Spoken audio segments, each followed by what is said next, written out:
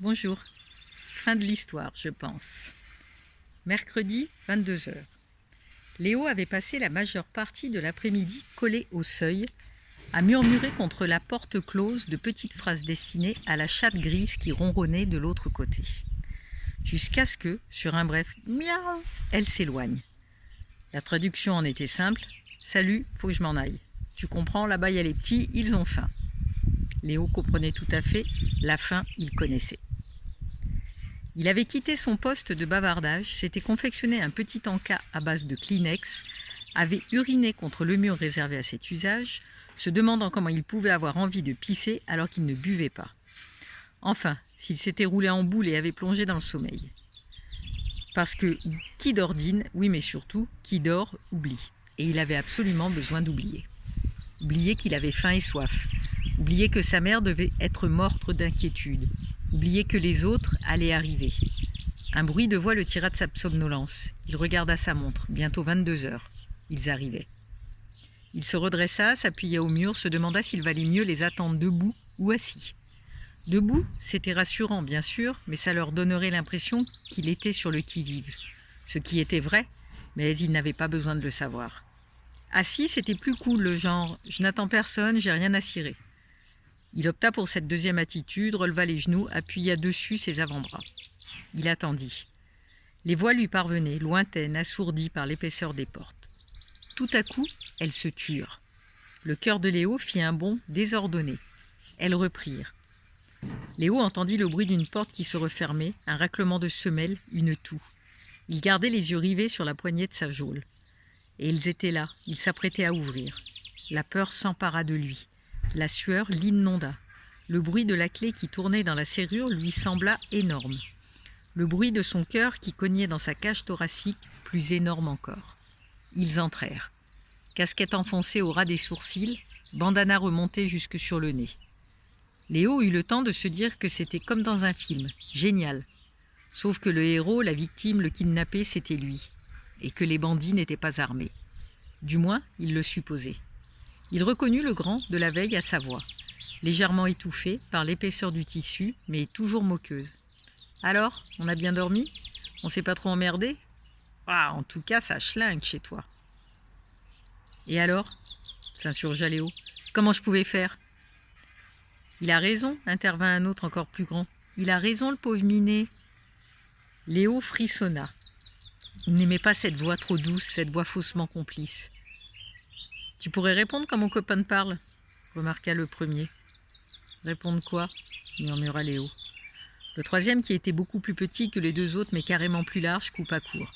« Ça suffit, on n'a pas de temps à perdre en conneries. Tu lui files à bouffer, tu le reboucles et on fait ce qu'on a à faire. »« Ok, t'angoisse pas, » reprit le premier, et se tournant vers Léo. « T'as faim ?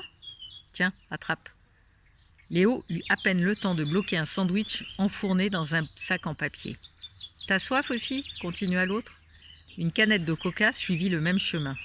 « Tu vois qu'on n'est pas des sauvages » conclut le plus grand des types. « On nourrit le pauvre minet. »« Allez, on se casse, boucle-le » grogna le plus gros. Il disparut dans le couloir et celui à la voix douce le suivit. Léo rassembla son courage à deux mains. « Dites, je vais sortir quand d'ici ?» Le grand le fixa. Léo ne voyait pas son regard, mais le sentait sur lui. Un regard sans colère, sans pitié, vide. Il supplia. « Laissez-moi sortir, je vous jure que je dirai rien, je raconterai pas ce que j'ai vu, Ta gueule, tu me casses les oreilles » coupa l'autre. Et il rit. « T'auras rien à raconter parce que demain, il n'y aura plus rien ici, rien du tout. »« Et alors, je pourrais sortir demain ?»« Non, dans 2 ou 3 jours, quand la marchandise sera loin. En attendant, pas un mot, pas un bruit, sinon les chats, quick. Je t'apporterai à croûter demain soir, je reviendrai peut-être avec mes potes. Allez, bonne nuit. »« Mais ma mère » cria Léo, « il faut la prévenir. » La porte se referma. Léo entendit les pas s'éloigner, puis revenir. Un espoir fou le souleva. L'autre avait changé d'avis, il allait le libérer. Il avait compris qu'on pouvait se fier à sa parole. Les pas s'arrêtèrent derrière la porte. « Et » dit la voix, « tu sais quoi ? On a parlé de toi à la télé. Tout le monde se demande où t'es passé. » Les pas s'éloignèrent définitivement. Récit de Gilles. Je me trouvais dans la cuisine quand mon portable a sonné, en train d'hésiter à emprunter un café ou un verre d'eau. En tout cas, quelque chose à boire, il faisait si chaud. et les yeux grands ouverts en plein cœur de la nuit, à me repasser méticuleusement le film des rencontres de ces 2 jours-là, à analyser les dépositions, Clément, Lapionne, Sylviane Delage, le principal Mehdi Victoire, Olivier, Damien Colombet, Clément, et demain, M. Doucet, prof principal de Léo, et les grands-parents, et les cousins aussi, Thibaut et Anaïs. Anaïs, dont Mehdi m'a affirmé qu'elle était hyper jolie. Demain, les gars de l'équipe de plongée vont commencer à draguer le canal. Ils ne passent pas tout près, mais Léo a pu aller traîner là-bas et y tomber par inadvertance. Ou faire une mauvaise rencontre, il y a tellement de tordus. Hélène dormait, je me suis servi un autre verre d'eau. J'ai entendu le clocher du temple, il était 1h. C'est à ce moment-là que mon portable a sonné. J'ai foncé au salon où je l'avais déposé sur la table basse. C'était Clément. « Monsieur ?» a-t-il dit. « Monsieur Valérian, excusez-moi, c'est la nuit, maman ne voulait pas que je vous appelle, mais... » Il s'est arrêté, je l'ai encouragé. « T'as bien fait, Clément, tu ne m'as pas dérangé, je n'étais pas couché. Vas-y, dis-moi. » « Vous vous rappelez? Vous m'avez dit que si j'avais une idée, même une poussière d'idée, je devais vous appeler. »« Oui, je t'écoute. Vas-y, dis-moi ta poussière d'idée. » Voilà. Je ne sais pas si je rêvais, maman m'a entendu crier. Elle est venue me voir et elle m'a dit que j'étais assis dans mon lit et que je criais « La chatte! La chatte !» Elle a cru que j'avais fait un cauchemar, mais ce n'était pas ça. C'est une vraie chatte, une chatte grise. Le garçon s'est arrêté de parler comme essoufflé. J'ai questionné. « De quelle chatte grise me parles-tu, Clément ?» Bah, une chatte que Léo a repérée au collège il y a quelque temps. Il m'en a parlé, il m'a dit que c'était une chatte SDF qui avait débarqué un jour et qui rôdait autour des bâtiments, surtout vers la cantine. Il me l'a montrée, elle est toute grise. On a pris l'habitude de l'observer de loin, parce qu'elle ne se laisse pas approcher. C'est comme ça qu'on s'est rendu compte qu'elle attendait des petits. La semaine dernière, elle a disparu et Léo était très inquiet.